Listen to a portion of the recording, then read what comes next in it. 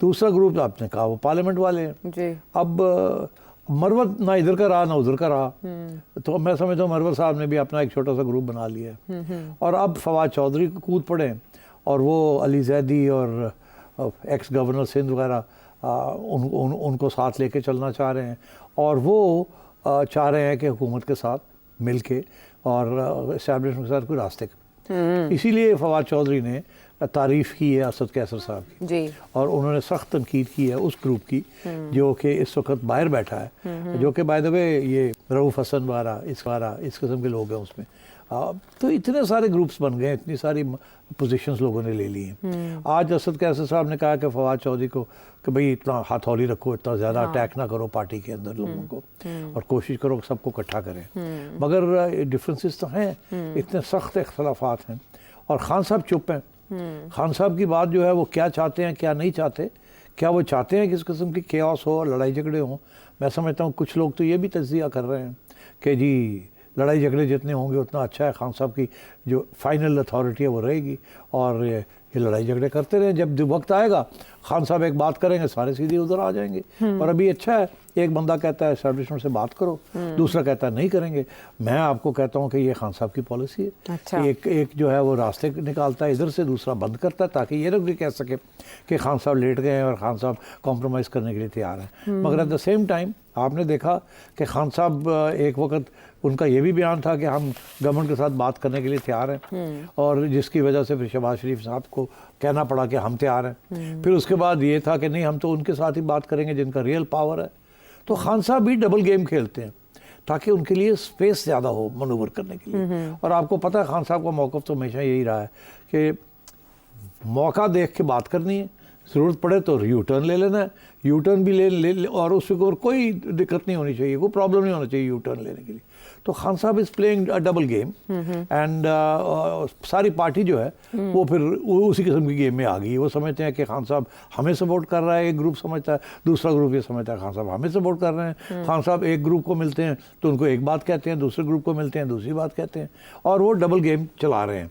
अब फवाद चौधरी साहब जो निकले हैं बाहर जी, जाहिर है उनके बोल तो इल्ज़ाम यही है कि कितने सो तुसी आहो हाँ जी, तो तुसी किस तरह आगे बाहर लपक के और आते सार आप आके हर ऐसी मीठी मीठी बातें कर रहे हैं कि जी इस्टेब्लिशमेंट के साथ बातचीत करें, गवर्नमेंट के साथ बातचीत करें। तो ये है कि आप डिवाइड करना चाह रहे हैं, तो वहाँ लड़ाई झगड़े और बढ़ रहे हैं अभी। और मेरा ख्याल है खान साहब इसको रोकेंगे नहीं, अच्छा इसको चलने देंगे ऐसे। That's what I think. तो ये जो इल्ज़ामात लग रहे हैं कि ये लॉन्च इमरान खान साहब ने उनके कहने पर फवाद चौधरी साहब एक्टिव हुए हैं, वो कुछ भी कर सकते हैं, पार्टी में क्या हो सकता है, ये एक राय है जो आपने कहा। दूसरी तरफ शेर अफजल मरवत साहब कह रहे हैं कि इस्टेब्लिशमेंट से फवाद चौधरी साहब की हमेशा सेटिंग रही है, लेकिन हमने देखा इमरान खान साहब के दौर में फवाद चौधरी साहब का ये रवैया नहीं था। फवाद चौधरी साहब तब भटक गए थे या अब भटके हैं? मैं समझता हूँ फवाद चौधरी साहब हमेशा इस्टेब्लिशमेंट के करीब रहे हैं और वो बातें वही करते थे जो समझते थे कि खान साहब को बात पसंद आएगी। जब भी मुज़ाकरात हुए बाजवा साहब के साथ उस ज़माने में, हर टीम जो जाती थी उससे फवाद चौधरी उसका हिस्सा होते थे, खुफिया तौर पे जाके मिलते थे, आते थे, खान साहब को ब्रीफिंग करते थे। और मेरा ख्याल है कि फवाद चौधरी बहुत सियासी तौर पे बड़े लायक हैं और बहुत चालाक हैं और वो खान साहब को वही बात सुनाते थे जो उनको पता होता था खान साहब को पसंद आएगी। मगर मेरा ख्याल है एस्टेब्लिशमेंट को भी वही बात करते थे जो एस्टेब्लिशमेंट को पसंद आती थी। अच्छा। तो खान वो मेरा ख्याल अभी भी वो इसी किस्म का रोल अदा करेंगे। वो रोल यही होता है बिल्डिंग ब्रिजेस।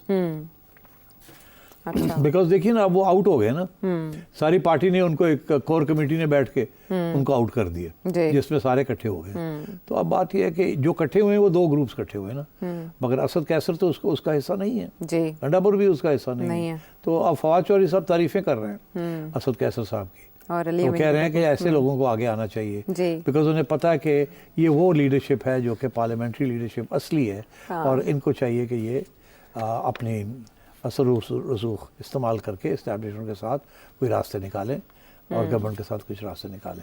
तो पुराने स्टाइल पॉलिटिशियंस हैं। अच्छा, ये इमरान खान साहब के दौरे हुकूमत में भी फवाद चौधरी साहब पे शक किया जाता था मुबैना तौर पर कि ये शक तो किया जाता था, मगर इमरान बहुत पसंद करता था फवाद चौधरी फवाद साहब चौधरी का। अच्छा। फवाद चौधरी जिस किस्म की बातें करता था ना, बड़ी हिट होती थी। और मुझे इस बात का इल्म है ज़ाती तौर पे कि फवाद जब मिलने जाता था खान साहब को, तो ये फैसला करके जाता था कि वही गल्लां करनियां ने ਜਿਹੜੀ खान साहब को पसंद आएंगी। अच्छा। और खान साहब को बातें पसंद आती थी, थोड़ी है जी, थोड़ी है, थोड़ी है, कर देंगे, वो कर देंगे, चुक के फटे चुक दो, फलां कर दो। अच्छा। तो इमरान वहाँ जाके यही बातें मीटिंग में हमेशा हार्ड लाइन लेता था। अच्छा। और इमरान को बड़ा मज़ा आता था। और फिर जब लताड़ता था अपोजिशन को उस वक्त की, जब ये गवर्नमेंट में थे, ठीक ठाक खड़काता था और किसी को नहीं छोड़ता था, और उसके लफ्ज़ों के अंदर बड़ा मज़ायका होता था, है ना। तो इसलिए खान साहब उसको बड़ा पसंद करते थे। हाँ, लेकिन शेर अफजल मरवत साहब का ये कहना कि रजीम चेंज ऑपरेशन में फवाद चौधरी साहब का भी किरदार था, दूसरी तरफ फवाद चौधरी साहब अभी ऐसा लग रहा है बज़ाहिर जैसे ये ब्रिज बिल्डिंग के लिए एक्टिव हुए ये हैं। ऐसे ही है, सही कह रहे हैं। लेकिन उनका फवाद चौधरी साहब का ये कहना कि इद्दत केस शुरू करने पर तलखियां ज़्यादा हुई, इद्दत केस में माफ़ी मांगनी पड़ेगी, कौन माफ़ी मांगेगा? दूसरा ये कि अगर पीटीआई ने एस्टेब्लिशमेंट से डील की तो अंजाम नून लीग और पीपल्स पार्टी से बुरा होगा, तो फिर डील ये तो नहीं करवा रहे? नहीं, वो डील जो है वो बातें ऐसी होती हैं आयशा, पब्लिक में बातें ऐसी होती हैं, बिहाइंड द सीन्स कुछ और होता है। जब हो जाती है डील तो फिर सारे शुरू हो जाते हैं कि मामला हल हो गया, आगे बढ़ें, ये करें, वो वसी तरह मफाद में। अच्छा। तो वो मैं समझता हूँ इमरान खान फवाद के खिलाफ कभी भी कोई ओपन लाइन नहीं लेंगे।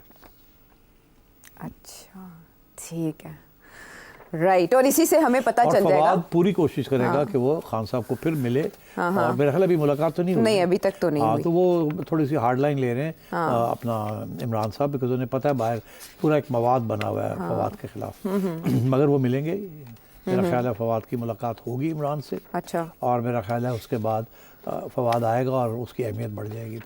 ठीक है। शेर अफजल मरवत साहब जो हैं वो तो 15 या 16 जुलाई तक इमरान खान साहब से मिलने जा रहे हैं। रऊफ हसन साहब ने कहा है कि जब कश्ती डूबने लगती है तो चूहे इधर उधर भागते हैं, तो उन्होंने तो मुलाकात क्यों दी जा रही है? उन्होंने शायद इशारा फवाद चौधरी साहब की तरफ किया है, तो मरवत की तरफ भी किया होगा। हाँ, मैं भी वो जो मुश्किल वक्त आता तो उन्होंने कहा ये जो लोग इधर उधर हो गए पार्टी में, अब उनकी वापसी की गुंजाइश अभी नहीं और इसका फैसला खान साहब करेंगे। पाकिस्तान तहरीक इंसाफ की ये अंदरूनी जो भी चपकलिश है, पाकिस्तान तहरीक इंसाफ ने बैरून मुल्क अपना मुकदमा बहुत अच्छा लड़ा है। यहाँ तक कि सेनेटर इरफान सिद्दीकी साहब ने भी अपने कॉलम में लिखा कि पाकिस्तान तहरीक इंसाफ ने जो काम कर दिखाया वो नून लीग भी निकाले जाने के बाद नहीं कर सकी। उसकी वजह यह है कि अमरीकी कांग्रेस में इनके हक़ में करारदाद आ जाती है और दूसरी तरफ जो अक़वाम मुत्तहिदा का वर्किंग ग्रुप है वो इमरान खान साहब की रिहाई का मुतालबा कर देता है। ओन चौधरी साहब प्रेस कॉन्फ्रेंस करते हैं और कहते हैं कि इसके लिए पाकिस्तान तहरीक इंसाफ की लॉबिंग हुई है।